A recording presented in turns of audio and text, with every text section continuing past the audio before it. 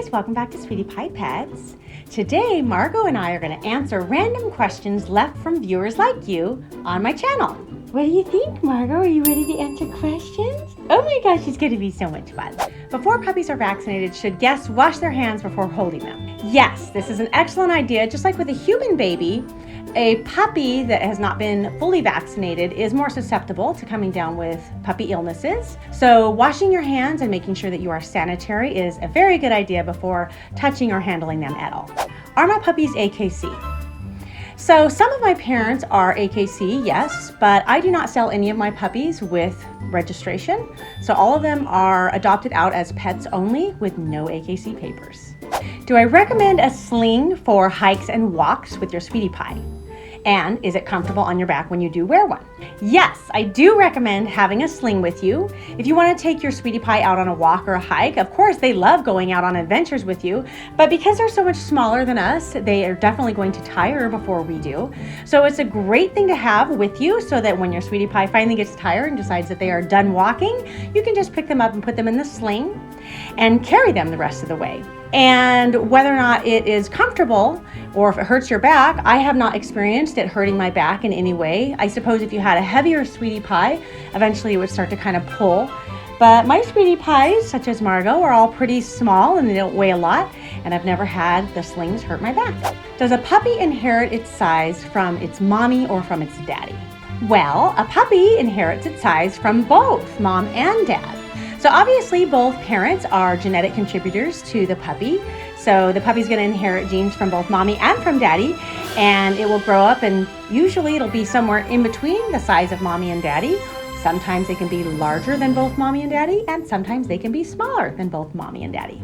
So this person has an 8-week-old puppy whose ears are still tipping forward rather than standing up, as is Chihuahua standard. And they're wondering how long they should wait, or at what age should they go ahead and tape the ears in hopes of getting them to stand up straight.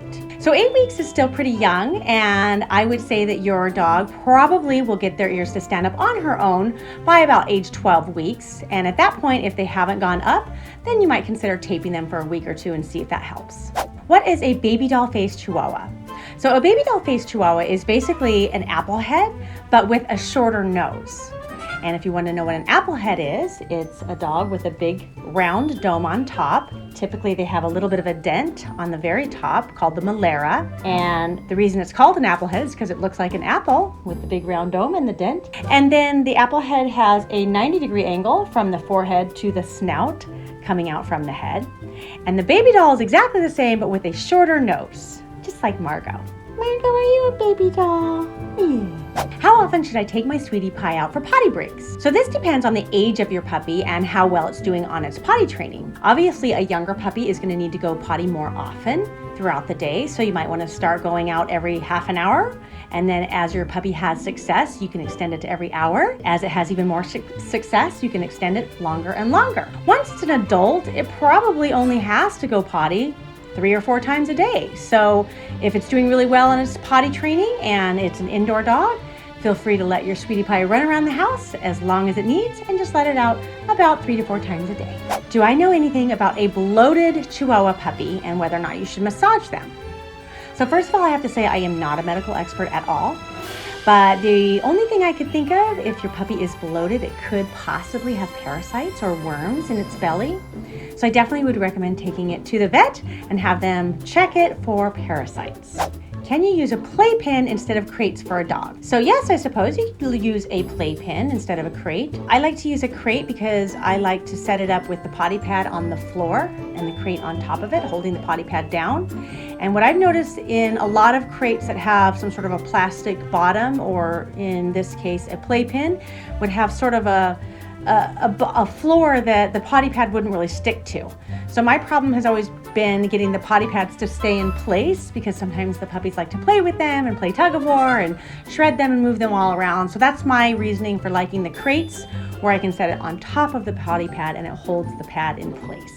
If your Sweetie Pie continues trying to bite your fingers instead of using chew toys, then first of all, just remember to be patient and consistent, because your Sweetie Pie is probably not going to learn with just 1 or 2 or even 10 corrections. It's going to take a lot of consistency and patience to get your Sweetie Pie to understand that you don't want her biting your fingers. What do I feed my pets?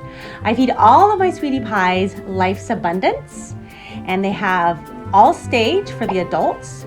And for the puppies, I feed them the small to medium breed puppy kibble. And I also like their canned food. Life's Abundance also has all kinds of chews and wonderful other products, so check them out. BuyLife'sAbundance.com. Why are my puppies peeing every time I pick them up when they are excited? So this is known as submissive urination. And sometimes dogs do it just to show that they are submissive, or sometimes they do it when they're a little bit nervous, and sometimes they do it when they're really excited. So just be really patient and consistent with them, and try to keep your own excitement level to a minimum when you go to pick up the dog, because dogs are really good at picking up on our energy. And if our energy is too over the top excitable, so is theirs going to be.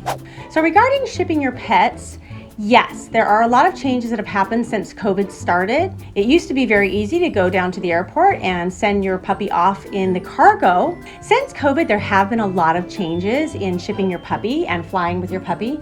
So you definitely want to check with each airline and find out what the specifics of their rules are. I usually just carry them with me in cabin. This is a good idea for a future video, so thanks for the question. There you go. I hope you guys enjoyed me and Margot answering some of your questions, and please keep all the questions coming. Leave them in the comment section below. Thanks so much for watching, and we'll see you next time on Sweetie Pie Pets. Bye-bye. Say bye.